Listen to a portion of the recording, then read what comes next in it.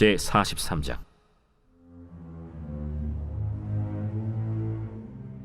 그 땅에 기근이 심하고 그들이 애굽에서 가져온 곡식을 다 먹음에 그 아버지가 그들에게 이르되, 다시 가서 우리를 위하여 양식을 조금 사오라. 유다가 아버지에게 말하여 이르되, 그 사람이 우리에게 엄히 경고하여 이르되 너희 아우가 너희와 함께 오지 아니하면 너희가 내 얼굴을 보지 못하리라 하였으니 아버지께서 우리 아우를 우리와 함께 보내시면 우리가 내려가서 아버지를 위하여 양식을 사려니와 아버지께서 만일 그를 보내지 아니하시면 우리는 내려가지 아니하리니 그 사람이 우리에게 말하기를 너희의 아우가 너희와 함께 오지 아니하면 너희가 내 얼굴을 보지 못하리라 하였음이니이다. 너희가 어찌하여 너희에게 또 다른 아우가 있다고 그 사람에게 말하여 나를 괴롭게 하였느냐? 그 사람이 우리와 우리의 친족에 대하여 자세히 질문하여 이르기를 너희 아버지가 아직 살아계시느냐 너희에게 아우가 있느냐 하기로 그 묻는 말에 따라 그에게 대답한 것이니 그가 너희의 아우를 데리고 내려오라 할 줄을 우리가 어찌 알았으리이까? 유다가 그의 아버지 이스라엘에게 이르되, 저 아이를 나와 함께 보내시면 우리가 곧 가리니 그러면 우리와 아버지와 우리 어린 아이들이 다 살고 죽지 아니하리이다. 내가 그를 위하여 담보가 되오리니 아버지께서 내 손에서 그를 찾으소서. 내가 만일 그를 아버지께 데려다가 아버지 앞에 두지 아니하면 내가 영원히 죄를 지리이다. 우리가 지체하지 아니하였더라면 벌써 2번 갔다 왔으리이다. 그러할진대 이렇게 하라. 너희는 이 땅의 아름다운 소산을 그릇에 담아가지고 내려가서 그 사람에게 예물로 드릴지니 곧 유향 조금과 꿀 조금과 향품과 몰약과 유향나무 열매와 감복숭아이니라. 너희 손에 갑절의 돈을 가지고 너희 자루 아귀에 도로 넣어져 있던 그 돈을 다시 가지고 가라. 혹 잘못이 있었을까 두렵도다. 내 아우도 데리고 떠나 다시 그 사람에게로 가라. 전능하신 하나님께서 그 사람 앞에서 너희에게 은혜를 베푸사 그 사람으로 너희 다른 형제와 베냐민을 돌려보내게 하시기를 원하노라. 내가 자식을 잃게 되면 이르리로다. 그 형제들이 예물을 마련하고 갑절의 돈을 자기들의 손에 가지고 베냐민을 데리고 애굽에 내려가서 요셉 앞에 서니라. 요셉은 베냐민이 그들과 함께 있음을 보고 자기의 청지기에게 이르되, 이 사람들을 집으로 인도해 드리고 짐승을 잡고 준비하라. 이 사람들이 정오에 나와 함께 먹을 것이니라. 청지기가 요셉의 명대로 하여 그 사람들을 요셉의 집으로 인도하니 그 사람들이 요셉의 집으로 인도되매 두려워하여 이르되, 전번에 우리 자루에 들어있던 돈의 일로 우리가 끌려드는도다. 이는 우리를 억류하고 달려들어 우리를 잡아 노예로 삼고 우리의 나귀를 빼앗으려 함이로다. 그들이 요셉의 집 청지기에게 가까이 나아가 그 집 문 앞에서 그에게 말하여, 네 주여, 우리가 전번에 내려와서 양식을 사가지고 여관에 이르러 자루를 풀어본즉 각 사람의 돈이 전에 그대로 자루 아귀에 있기로 우리가 도로 가져왔고 양식살 다른 돈도 우리가 가지고 내려왔나이다. 우리의 돈을 우리 자루에 넣은 자는 누구인지 우리가 알지 못하나이다. 너희는 안심하라. 두려워하지 말라. 너희 하나님, 너희 아버지의 하나님이 재물을 너희 자루에 넣어 너희에게 주신 것이니라. 너희 돈은 내가 이미 받았느니라 하고 시므온을 그들에게로 이끌어내고 그들을 요셉의 집으로 인도하고 물을 주어 발을 씻게 하며 그들의 나귀에게 먹이를 주더라. 그들이 거기서 음식을 먹겠다 함을 들었으므로 예물을 정돈하고 요셉이 정오에 오기를 기다리더니 요셉이 집으로 오매 그들이 집으로 들어가서 예물을 그에게 드리고 땅에 엎드려 절하니 요셉이 그들의 안부를 물으며 이르되, 너희 아버지 너희가 말하던 그 노인이 안녕하시냐? 아직도 생존해 계시느냐? 주의 종 우리 아버지가 평안하고 지금까지 생존하였나이다. 하고 머리 숙여 절하더라. 요셉이 눈을 들어 자기 어머니의 아들 자기 동생 베냐민을 보고 이르되, 너희가 내게 말하던 너의 작은 동생이 이 아이냐? 소자여, 하나님이 내게 은혜 베푸시길 원하노라. 요셉이 아우를 사랑하는 마음이 복받쳐 급히 울 곳을 찾아 안방으로 들어가서 울고 얼굴을 씻고 나와서 그 정을 억제하고 음식을 차리라 하매 그들이 요셉에게 따로 차리고 그 형제들에게 따로 차리고 그와 함께 먹는 애굽 사람에게도 따로 차리니 애굽 사람은 히브리 사람과 같이 먹으면 부정을 입음이었더라. 그들이 요셉 앞에 앉되 그들의 나이에 따라 앉히게 되니 그들이 서로 이상히 여겼더라. 요셉이 자기 음식을 그들에게 주되 베냐민에게는 다른 사람보다 5배나 주매 그들이 마시며 요셉과 함께 즐거워하였더라.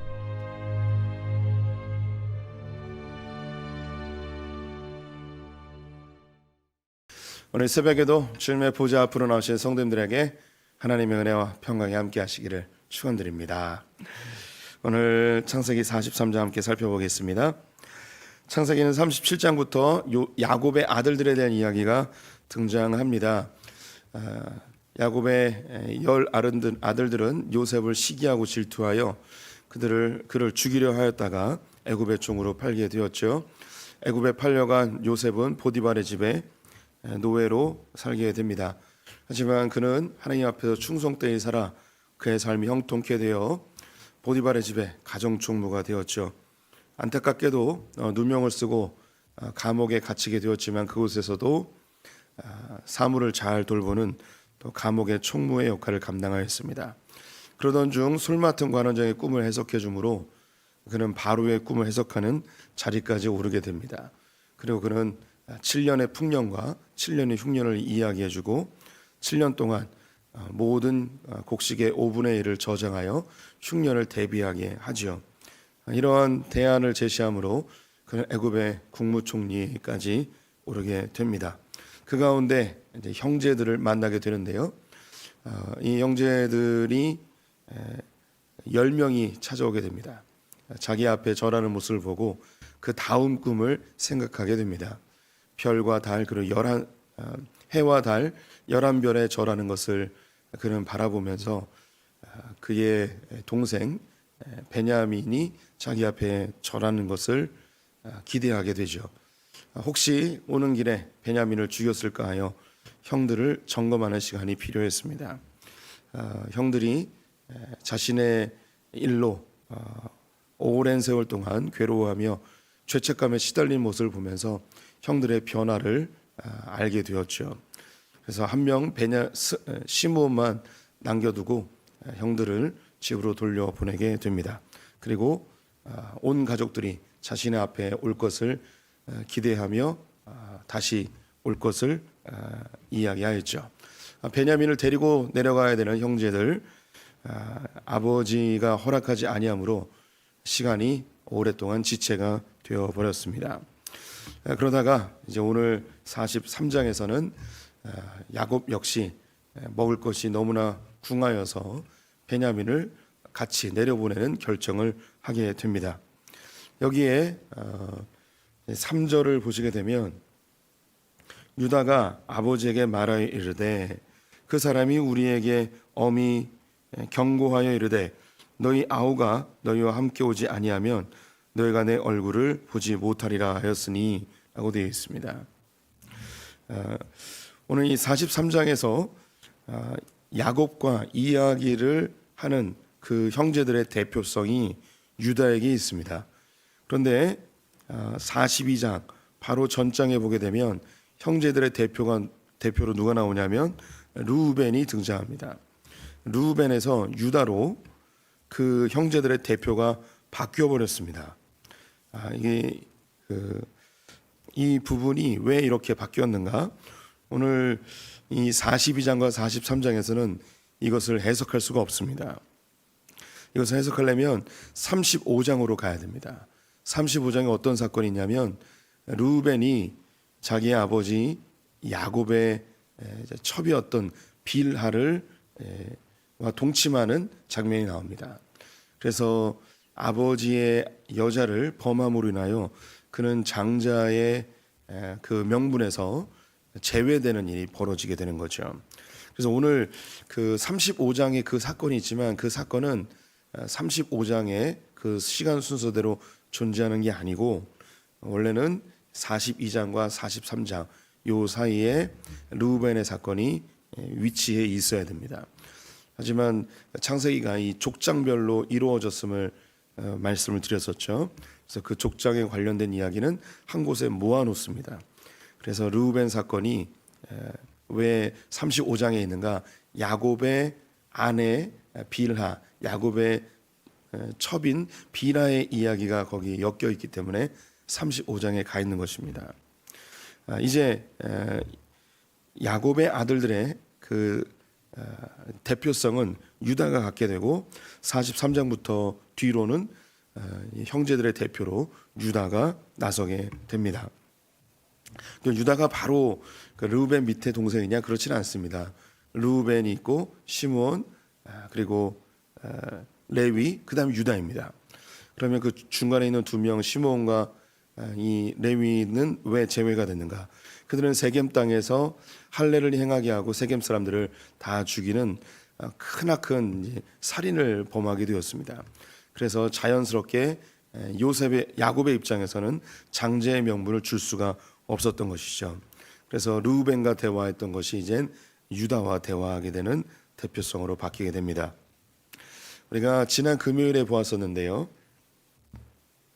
42장 맨 끝 부분을 다시 한번 보게 되면 42장 37절에 르우벤이 그의 아버지에게 말하여 이르되 내가 그를 아버지께로 데리고 오지 아니하거든 내 두 아들을 죽이시고 그를 내 손에 맡기소서 내가 그를 아버지께로 데리고 돌아오리이다. 베냐민을 데리고 가야 된다고 르우벤이 얘기했습니다. 그런데 야곱이 절대 그럴 수 없다고 베냐민마저 빼앗길 수 없다고 이야기하죠. 그때의 반응이 르우벤이 만약에 이 베냐민을 못 데리고 오면 내 두 아들을 죽이소서 아들을 담보로 내걸게 되어지죠. 이것이 르우벤이 갖고 있었던 가치관이었습니다. 그런데 유다로 아들들의 대표성이 바뀌게 되었습니다. 그런데 이 유다는 좀 달랐을까? 그러진 않았습니다. 유다도 비슷했습니다. 9절 말씀을 보시면 내가 그를 위하여 담보가 되오리니 아버지께서 내 손에서 그를 찾으소서라고 되어 있죠. 유다가 베냐민을 데리고 내려가야 됩니다. 만약에 베냐민을 데리고 오지 못한다면 내가 담보가 되겠습니다. 다른 말로 내가 대신 죽겠습니다. 내 목숨을 걸고 내 동생을 베냐민을 꼭 지켜주겠습니다. 라고 이야기하고 있습니다. 야곱의 아들들 베냐민을 제외한 이 10아들들에게 나타나는 현상, 그들의 태도는 매우 책임감 있고 또 매우 인간적입니다. 하지만 그들의 언어 속에는 하나님이 존재하지 않습니다. 르우벤이 만약에 베냐민을 꼭 데려가야 된다라고 한다면 하나님 중심적인 언어였다면 아버지 걱정하지 마십시오. 하나님이 베냐민을 지켜주실 것입니다. 이런 고백이 나와야겠죠. 유다 역시 마찬가지입니다. 아버지 걱정하지 마십시오. 살아계신 하나님께서 베냐민을 꼭 지켜주실 것입니다. 이런 반응을 보여야 할 것입니다. 하지만 르우벤이나 유다는 하나님이 이 아들을 인도하신다는 그 목숨의 주관자가 하나님이시라는 고백이 없이 제가 지키겠습니다. 제가 하겠습니다. 제가 담보하겠습니다. 제가 책임지겠습니다라는 자기 중심적인 언어들이 계속 나오게 됩니다. 자기의 행위를 기반으로 자기의 열심과 노력으로 이 문제들을 해결할 수 있을 것이라는 그런 생각을 갖고 있었던 것이죠. 이것은 요셉을 애굽으로 팔았을 때도 동일합니다. 하나님께서 이 요셉을 왜 이 가정에 장자로 세우시려 하는가? 왜 우리 아버지는 요셉을 유독 사랑하는가?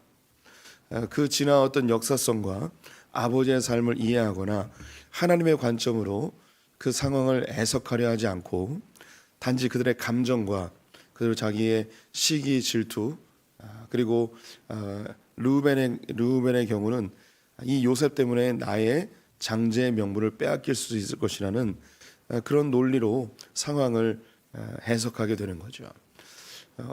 지금 시간이 20년이 지났습니다. 요셉을 팔고 나서 20년이 훨씬 지난 이 상황 속에서 그들은 여전히 변화되지 않았습니다. 그들은 자기에게 일어나는, 자기 주변에서 일어나는 일을 전혀 하나님 관점으로 해석할 능력이 없었습니다. 이 하나님 관점으로 해석하지 못하는 이 형제들에게 나타나는 현상이 이제 뒤에 계속 반복되는데요. 한마디로 이야기하면 두려움입니다. 두려움. 요셉이 국무총리가 된 것을 알게 되었을 때 그들에게 다가오는 감정은 기쁨이 아니었습니다. 와, 우리의 동생이 국무총리가 되었어? 이제 우리의 삶은 불행 끝 행복 시작이겠구나.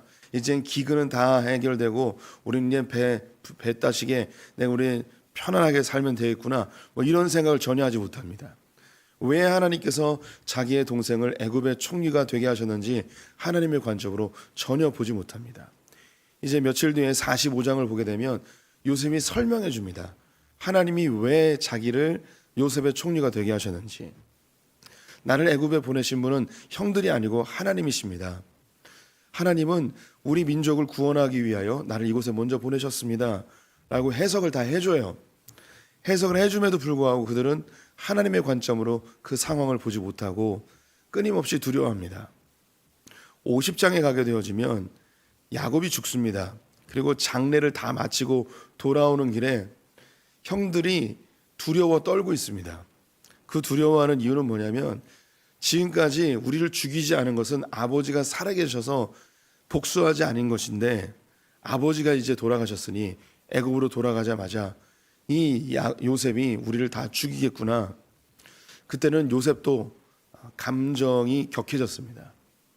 내가 얼마나 자주 얘기했습니까? 하나님이 나를 보내신 겁니다. 당신들이 죄를 졌지만, 당신들이 잘못했지만 이것을 선하게 바꾸신 분은 하나님이십니다. 제발 좀 마음 편하게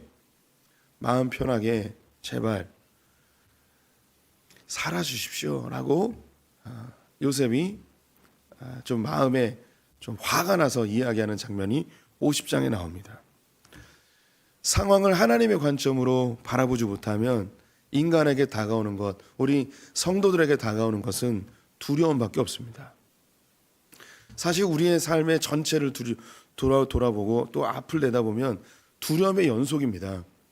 이 일이 내 삶에 어떻게 손해가 될 것인가, 내 자녀는 어떻게 될 것인가, 내 사업은 어떻게 될 것인가.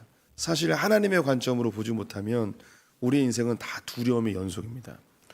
하지만 하나님을 신뢰하는 사람들은 이 두려움이 평강으로 바뀌게 됩니다. 완벽하진 않죠. 하나님 나라까지 가야만 완벽한 평안을 누릴 수 있습니다. 하나님 관점으로 보게 되면 하나님은 이 모든 일을 주관하시는 분이시야. 내가 지금 비록 어려움이 있을지라도 하나님은 감당할 시험밖에 허락지 않으셔. 이 모든 일 하나님께서 합력하여 선으로 바꾸실 거야. 사망에 훔치면 골짜기로 다닐지라도 반드시 푸른 초장과 맑은 물가로 인도하실 거야. 이것이 나의 연단의 과정인데 이 연단을 마친 이후에는 하나님 나를 정금처럼 나아가게 하실 거야. 하나님이 내 삶의 주관자시라는 이 하나님 중심적인 사고는 해석의 능력을 주고 그 해석의 능력이 우리의 삶에 평안함을 주게 됩니다. 르우벤도 그러하였고 유다도 그러하였습니다. 그들은 형제들의 대표입니다. 그들은 지금까지 자기의 인생을 자기의 힘으로 해결하려고 하였죠. 요셉 역시 자신들의 힘으로 해결해서 그 집안의 질서를 세우고자 하였습니다. 그를 죽이면서까지 이 집안의 장자는 르우벤이야. 우리의 형님을 모셔야지. 저 막내 저놈이 장자가 될 수가 없어. 자신들의 힘으로 문제를 해결하려 한 것입니다. 지금 역시 지금 기근의 문제를 베냐민을 데리고 가야 되는데 르우벤은 내 두 아들을 죽이면서까지 베냐민을 지키겠습니다. 지금 유다는 나를 담보로 내 동생을 지키겠습니다. 이런 태도를 보이고 있죠. 우리도 종종 신앙생활이나 삶의 현장에서 내가 목숨 걸고 이 일을 꼭 해내겠습니다.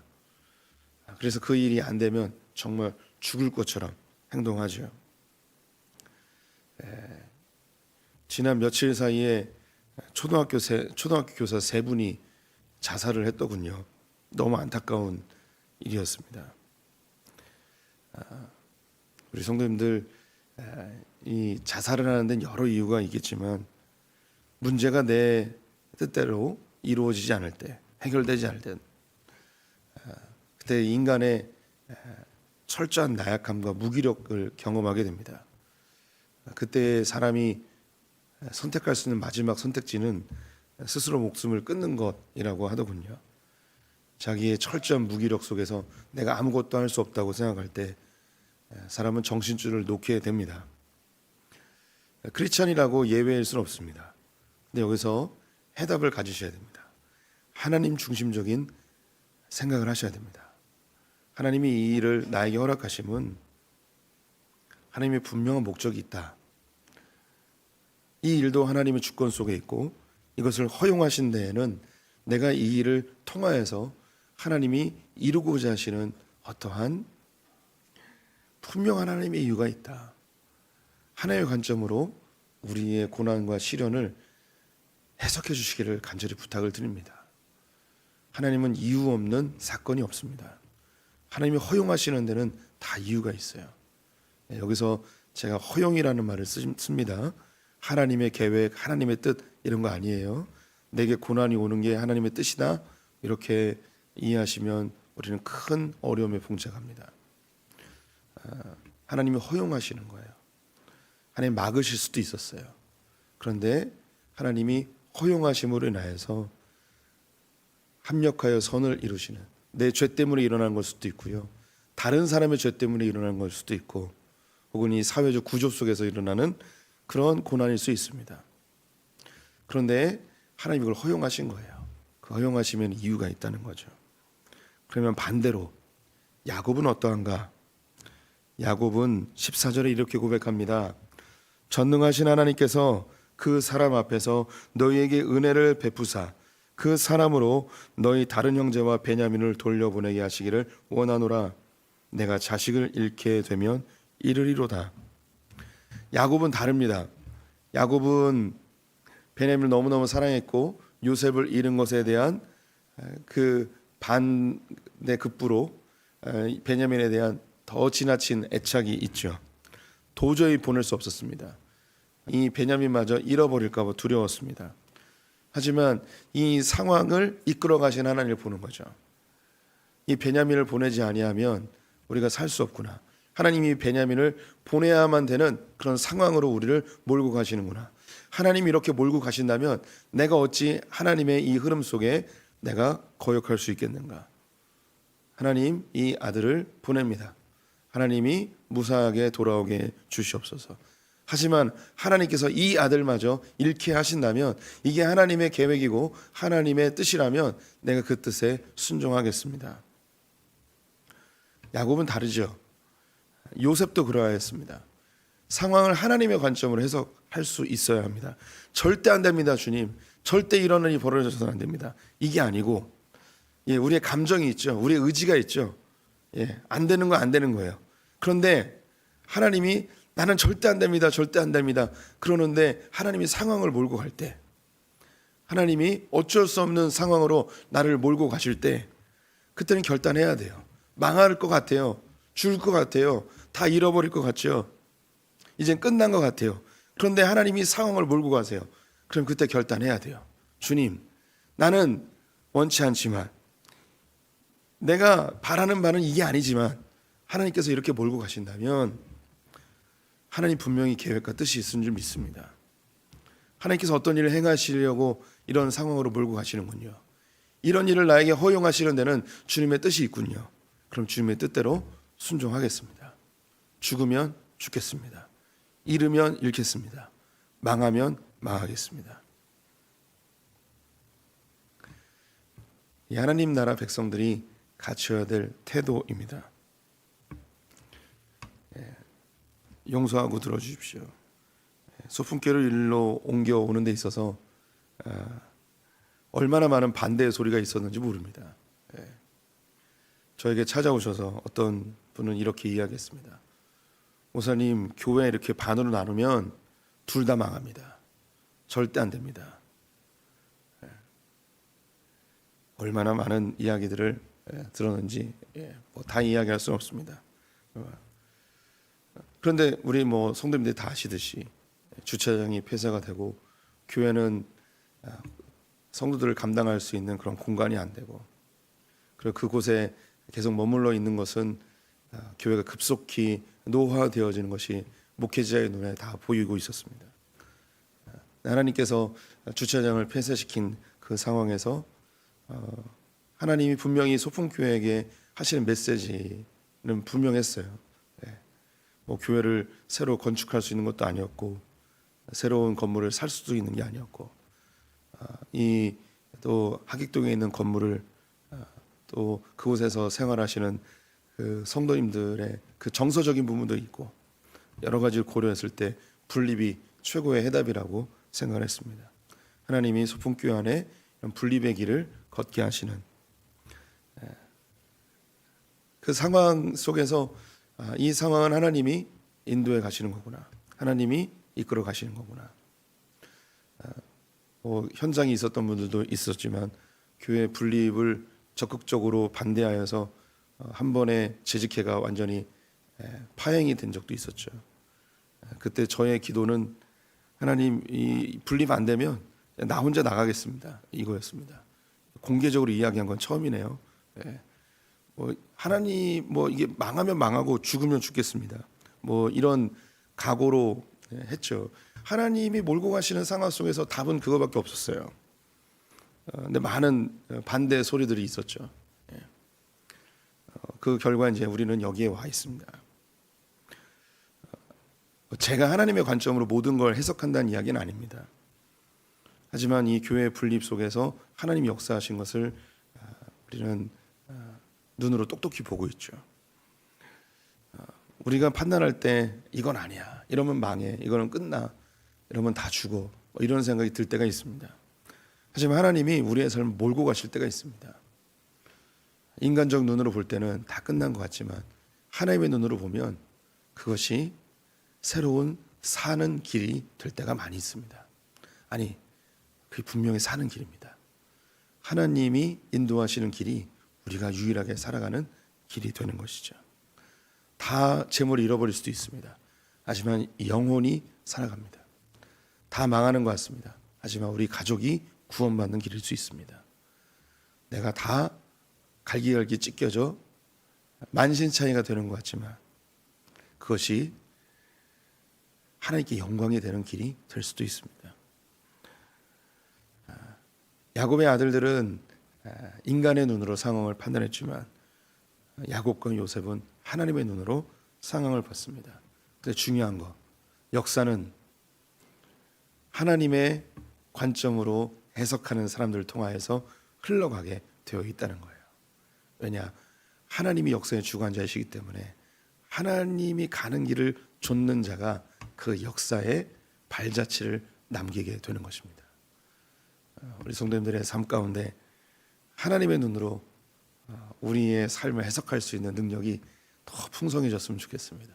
그리고 하나님이 걸어가시는 그 길을 뒤쫓아가서 역사의 흔적을 남기는, 하나님 나라의 흔적을 남기는 소풍의 성도들 되시기를 축원드립니다. 기도하겠습니다. 하나님, 우리의 삶에 많은 사건들을 내 마음대로 내 뜻대로 주관하고 싶은 우리의 자기 중심성이 있습니다. 하나님, 그 자기 중심적으로 살다가 인생의 쓰디쓴 아픔을 경험한 때도 많이 있습니다. 이제 우리가 하나님 중심적인 삶을 살게 해 주십시오. 하나님 관점으로 우리의 삶을 해석하고 바라볼 수 있는 성령으로 충만한 아버지의 백성들 되게 하여 주시옵소서. 내 눈에는 지금 곧 죽을 것 같고 망할 것 같고 다 끝난 것 같지만 하나님의 관점으로 바라봐 하나님 나라의 역사에 발자취를 남기는 소풍의 성도들 다 되게 하여 주시옵소서. 오늘 하루를 주님께 의탁드립니다. 예수님의 이름으로 기도드렸습니다. 아멘.